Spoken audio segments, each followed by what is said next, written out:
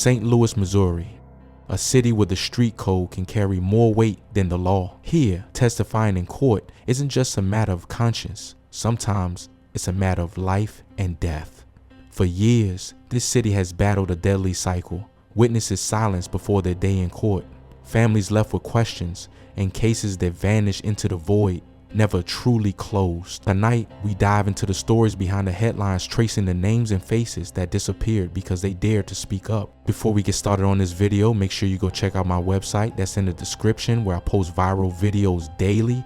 And plus, make sure you like the video and share it with someone to spread the violence awareness. On a summer night in June 2018, shots echoed through the north side of St. Louis. By sunrise, the city's latest homicide was on the books, but for investigators, this was more than just another body on the street.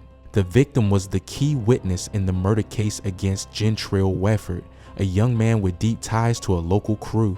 He was supposed to testify, his statement the one piece of evidence that could turn the case, but that chance ended with a bullet. The silence was sudden, absolute. In the following weeks, the prosecutors moved to charge 2 men with murder and witness tampering, but the outcome had already been decided.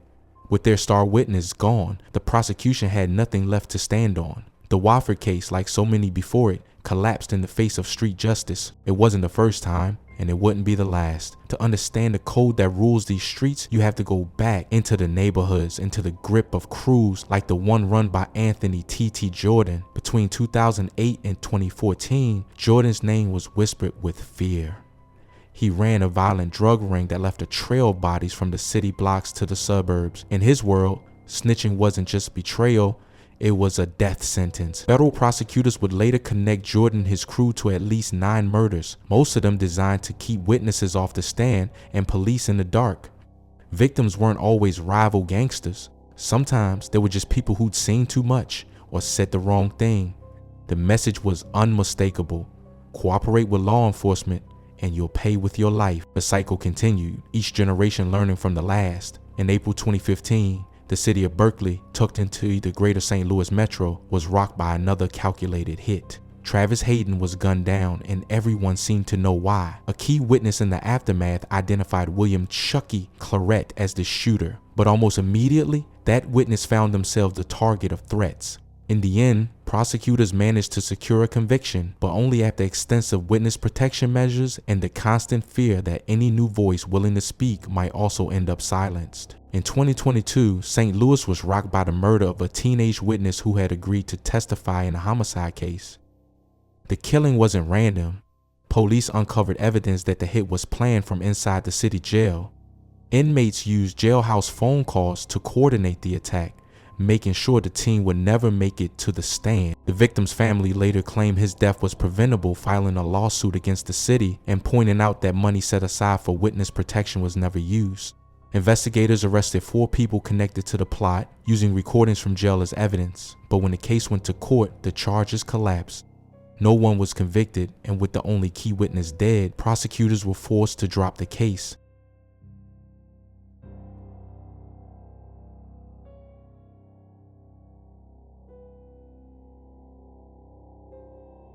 So many Missouri police departments are not using state aid to protect witnesses to crimes.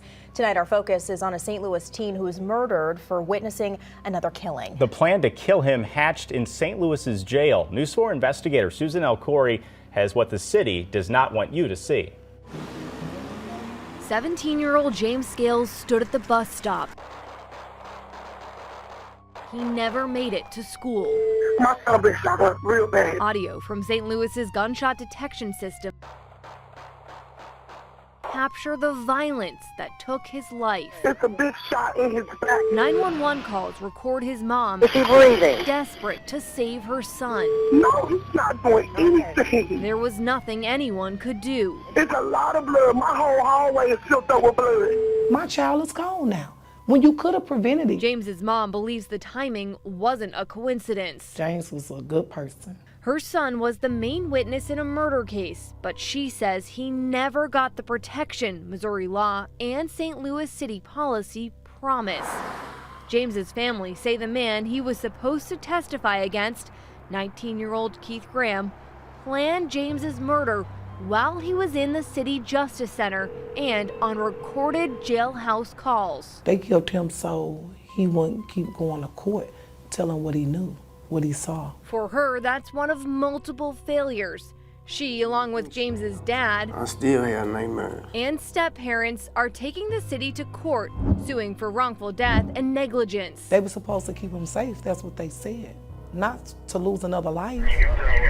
In 2016, the day after Christmas, James saw his friend, 18-year-old Dwayne Clanton, get shot and killed in this North St. Louis alley.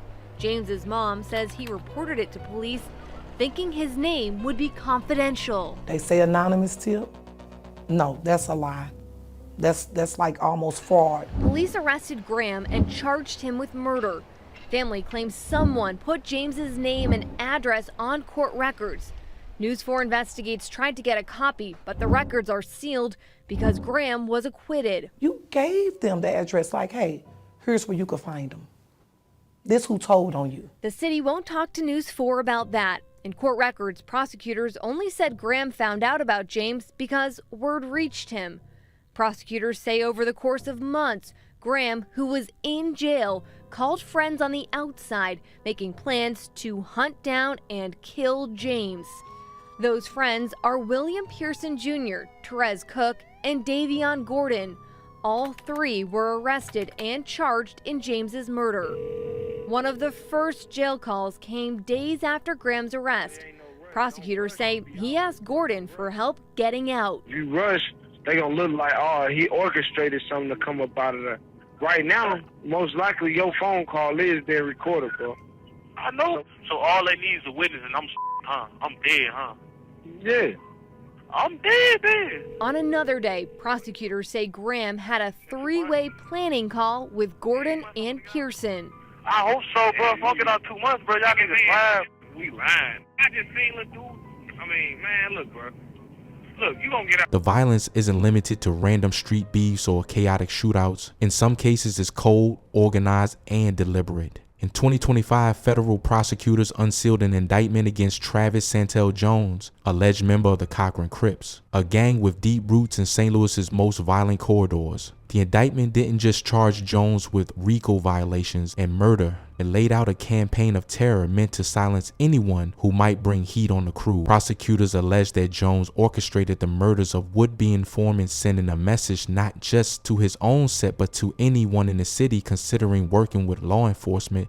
Each case is more than a headline. Each victim leaves behind families, loved ones, and a neighborhood that learns to fear silence as much as violence. The police admit there are few answers. Most witnesses don't get bodyguards or safe houses. For many, witness protection is just a phrase, a promise that fades once the trial is over, or, too often, never even begins. In private, detectives and prosecutors tell the same story. It's almost impossible to win convictions in gang or street murder cases without witnesses.